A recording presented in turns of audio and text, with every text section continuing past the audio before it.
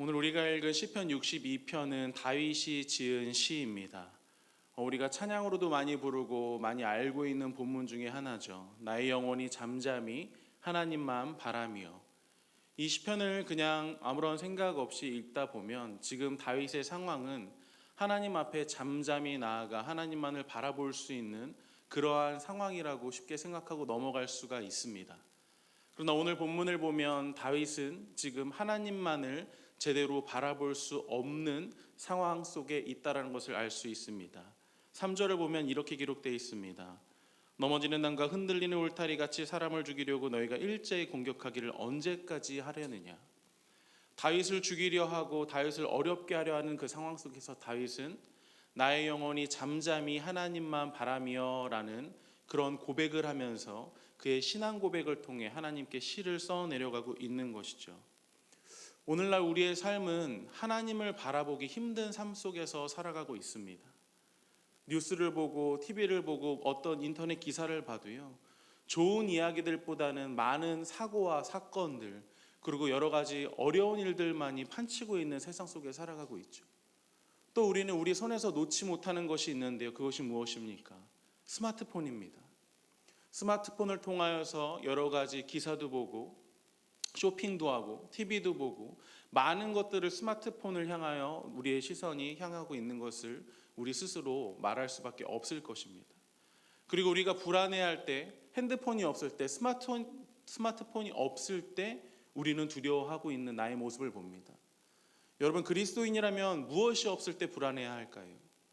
하나님을 바라보지 못할 때, 내 삶 속에서 하나님이 없을 때 우리는 불안해야 할 것인데, 우리의 삶이, 우리의 세상이 우리의 시선을 다른 데로 계속 쏠리게 하고 있고 하나님이 아닌 다른 것을 통하여 더욱더 나아가게 하고 있는 힘든 세상 속에 살아가고 있는 것입니다.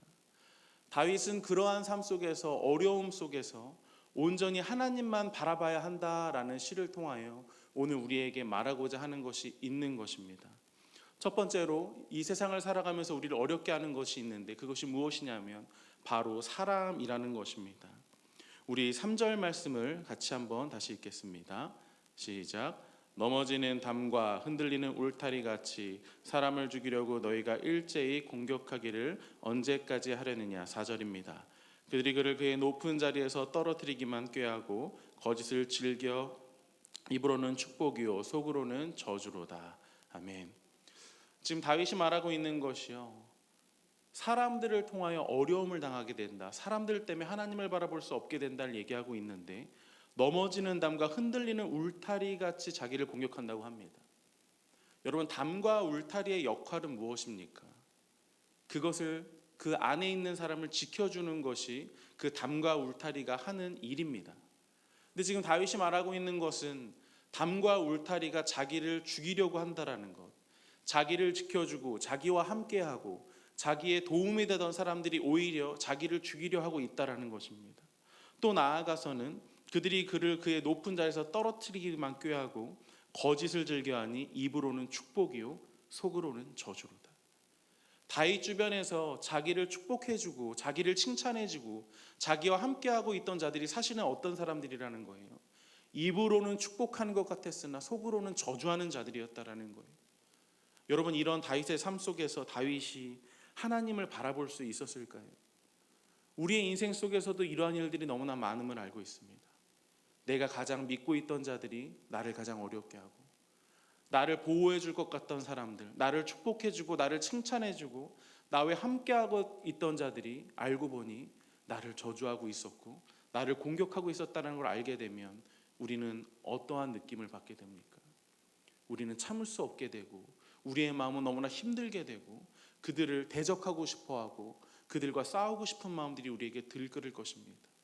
근데 이런 상황 속에서 다윗이 말하는 것, 나의 영혼이 잠잠히 하나님만 바라며, 이 고백을 하고 있는 것이죠.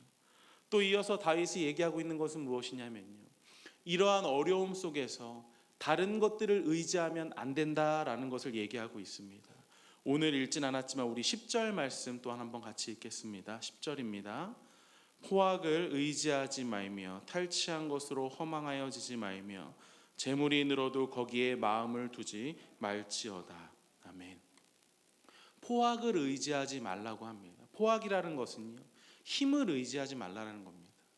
어떠한 어려움이 왔을 때, 자기를 공격하는 상황이 왔을 때, 자기를 힘들게 하는 상황이 왔을 때 자신의 힘을 의지하지 말라는 것입니다. 여러분, 다윗은 왕이었습니다. 누구보다 큰 힘을 갖고 있었고 누구보다 큰 군대를 가지고 있었습니다. 그랬던 그가 하고 있는 말이 자기의 힘을 의지하지 말라는 것이죠. 성경에 나오는 여러 선지자들과 우리의 믿음의 선조들의 모습이 어땠습니까? 사실 수많은 어려움과 억울함 속에서 살아갔던 것이 성경에 나오는 믿음의 선조들의 삶이었습니다. 그때 그들이 억울함 속에서 여러 가지 모함과 아픔 속에서 자기의 힘을 의지하며 살아갔나요? 그렇지 않다라는 것입니다. 자기의 힘을 의지하는 사람들은 어떤 사람입니까? 이 정도 일 내가 해낼 수 있어. 하나님은 상관없어. 내가 가지고 있는 힘으로 이 정도 삶의 어려움은 이겨낼 수 있어. 이러한 생각을 하는 것들, 그것이 잘못됐다라는 것입니다. 그리고 더 나아가서 말하는 것은 탈취한 것으로 허망하여지지 말며 재물이 늘어도 거기에 마음을 두지 말지어다라고 얘기합니다. 우리가 너무나 잘 알고 있는 이야기들이죠. 남의 것을 빼앗은 것으로 기뻐하지 말고 누구보다 많은 물질을 가진 것으로 그것을 의지하지 말라라는 것입니다. 많은 물질로, 많은 권력으로 할 수 있는 것이 없음을 왕이 얘기하고 있는 것이죠.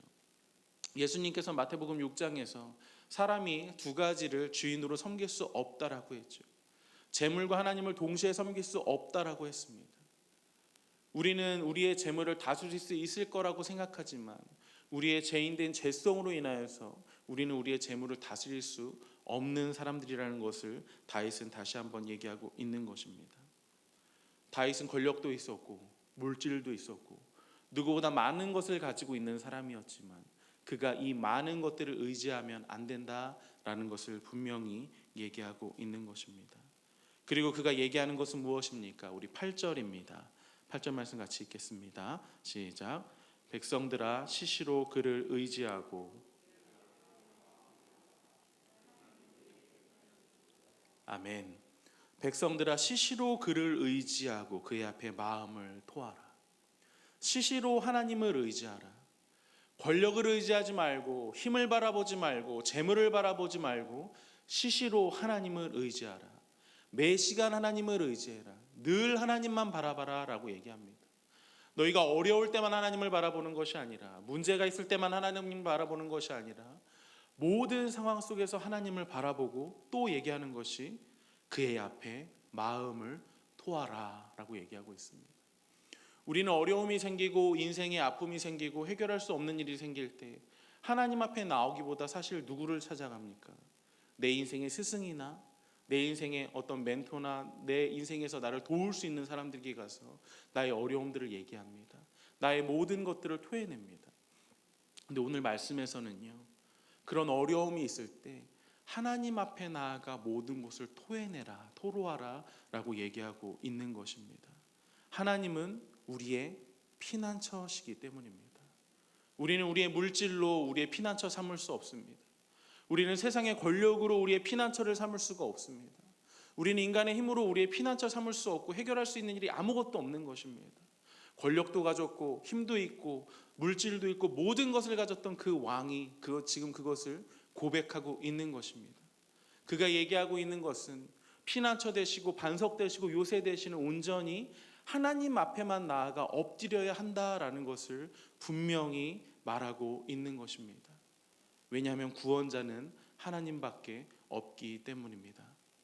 당시의 인간들의 왕은 다윗이었는지 모르겠지만 다윗이 말하고 있는 것은 진짜 왕은 하나님밖에 없다를 분명히 얘기하고 있는 것이죠. 하나님만을 바라보면 여러분 우리의 인생이 급격히 변화가 되던가요? 하나님만을 바라보면 담과 울타리 되던 나를 보호해주던 이들이 나를 죽이려 하고 나를 공격하려고 하고 나를 축복하던 이들 마음의 저주가 사라지나요? 그렇지 않음을 우리는 너무나 잘 알고 있습니다. 사실 다윗 또한 그것을 너무나 잘 알고 있는 사람이었습니다. 그래서 오늘의 본문이 사실 우리에게 너무나 귀한 본문입니다. 우리 1절 2절 말씀 다시 한번 같이 읽겠습니다. 시작. 나의 영혼이 잠잠히 하나님만 바라며 나의 구원이 그에게서 나오는도다. 그만이 나의 반석이시요 나의 구원이시요 나의 요새이시니 내가 크게 흔들리지 아니하리로다. 아멘. 이렇게 분명히 그의 신앙의 고백은 시작됩니다. 우리 5절 6절 말씀 같이 읽겠습니다. 시작. 나의 영혼아 잠잠히 하나님만 바라라. 물은 나의 소망이 그로부터 나오는도다. 오직 그만이 나의 반석이시요 나의 구원이시요 나의 요새이시니 내가 흔들리지 아니하리로다. 아멘.